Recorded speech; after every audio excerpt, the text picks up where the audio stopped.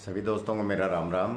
केतु एक ऐसा ग्रह है जो जीवन में अतृप्तता को दर्शाता है, यानी किसी भी चीज़ को लेके एक मृग तृष्णा। ये मैंने पहले भी वीडियो में बताया था कि केतु का स्वभाव है, ये जहाँ बैठेगा और जहाँ देखेगा उन चीज़ों में न्यूनता लाता है। लेकिन विशेष तौर से ये जहाँ बैठता है, भले ही वो वहाँ का रिश्ता हो, भले ही वहाँ की कोई वस्तु हो उस ग्रह से संबंधित, उस घर से संबंधित, और भले ही कोई और चीज़ हो, उसका जितना आप त्याग करेंगे उतनी ही आपको मिलेगी, और जितना आप उसके पीछे भागेंगे उतने वो आपसे दूर भागेगी। अब यहाँ केतु का एक कहा गया है कि भी केत छुड़ाए खेत। जहाँ केतु बैठेगा और केतु देखेगा तो वो परेशान ही करेगा।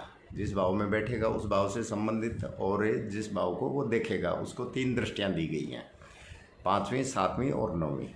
इसलिए इसी अनुसार केतु के उपाय लगन से लेके 12 तक।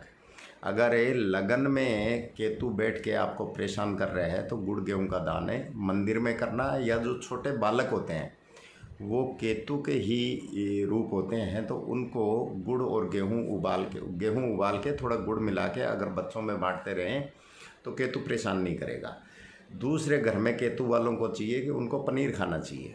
कच्चा पनीर अगर वो खाते हैं थोड़ा सा काला नमक लगा के तो उनको फ़ायदा मिलना शुरू हो जाता है। केसर का तिलक लगन में हो या सेकंड हाउस में हो, केसर का तिलक लगाना अच्छा रहता है।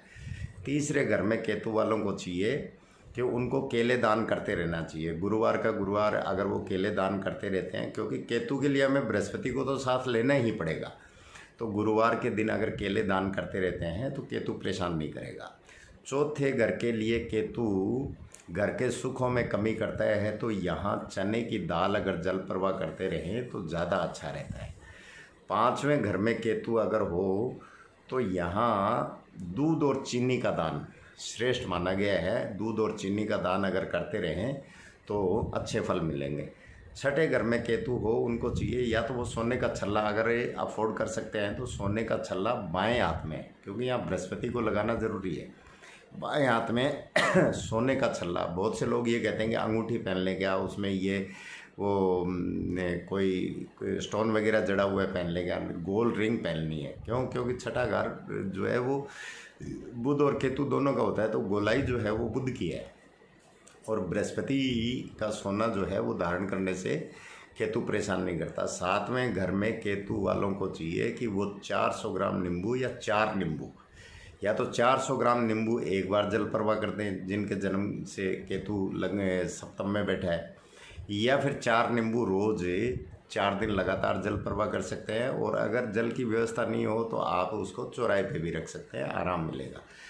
अष्टम केतु वालों को चाहिए कि उनको कंबल दान करने चाहिए, और बहुत ज़्यादा अगर दिक्कत हो तो किसी कुष्ठ आश्रम में जाके अगर वो कंबल दान करते हैं, क्योंकि जितने भी कुष्ठ रोगी होते हैं वो भी केतु को ही रिप्रेजेंट करते हैं, खराब वाले केतु को।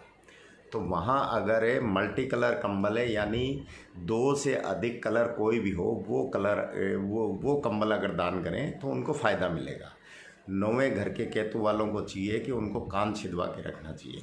वैसे तो कान कोई भी छिदवा सकता है, केतु की परेशानी है तो। पहले समय में ऐसा होता था कि किसी के कोई केतु से संबंधित तकलीफ होती थी तो वो कान ही छिदवाते थे।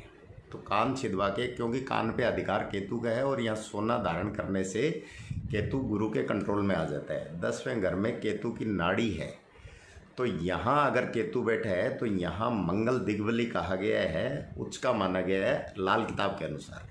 तो यहाँ चंद्र और मंगल को मिला देना चाहिए, यानी चांदी की गोल्ड डिब्बे में शहद भर के अपने कमरे में रखनी चाहिए। अपने हाथ से रख दें, फिर वो कहीं घूमते रहें, उससे तरक्की के रास्ते भी खुलते हैं और चौथे घर के प्रभाव हैं वो भी अच्छे हो जाते हैं। 11वें घर में केतु के लिए कहा जाता है कि 2 रंग का चकला घर में यूज करना चाहिए। चकला कहाँ यूज होता है? रसोई में, रोटी बेलने के लिए।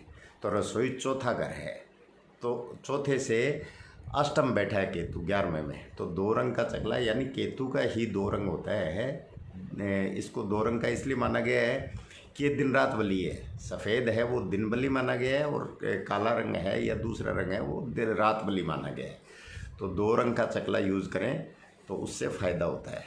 12वें घर के केतु के लिए सफ़ेद ध्वजा अगर पीपल पे लगा के आए, यहाँ भी केतु को अगर ख़राब कर रहा हो तो बृहस्पति की ही सहायता लेनी पड़ेगी। और ये स्वाभाविक सी बात है कि अगर 12 केतु होगा तो छठे घर में राहु होगा। अब यहाँ अगर अच्छे फल लेने हैं केतु के तो छठे घर में राहु के साथ बुध को भी ले जाना पड़ेगा। अब बुध और राहु मिलते हैं तो बृहस्पति बन जाता है।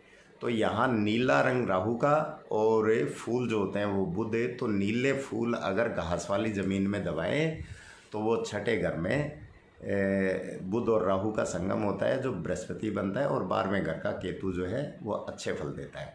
तो आप लोग भी अपनी कुंडली के अनुसार जहाँ केतु बैठा है उसके अनुसार आप उपाय करेंगे, आपको लाभ मिलेगा। नमस्कार, धन्यवाद।